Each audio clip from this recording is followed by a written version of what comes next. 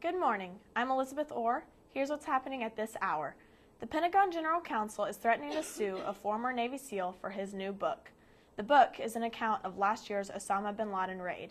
It's one of several that have surfaced since the raid, but it also reveals details about training and other missions.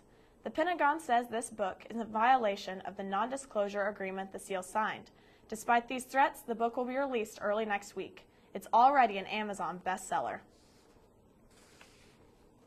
Immigration courts are seeing a rise in the number of children illegally crossing the border without parents. More than 11,000 unaccompanied minors have been detained this year. This is nearly double last year's number. Most of these minors are teenagers from Mexico and Central America seeking work and safety in the U.S. In most cases, minors will be returned to their homes without any formal court proceedings. Residents of North Richland Hills have a chance to speak at hearings this week about a proposed 7% increase in their property tax rate. The tax rate increase is needed to help pay for the new City Hall. It is also needed to help cover the city's annual general budget. This would be the first tax rate increase in Richland Hills since 1913. The new budget would take effect October 1st if voted for by the City Council.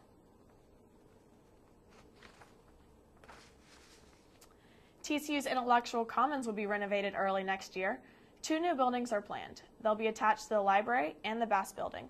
These additions will provide more study rooms, seating areas, and classrooms. These renovations to the Intellectual Commons are part of the Vision in Action Plan.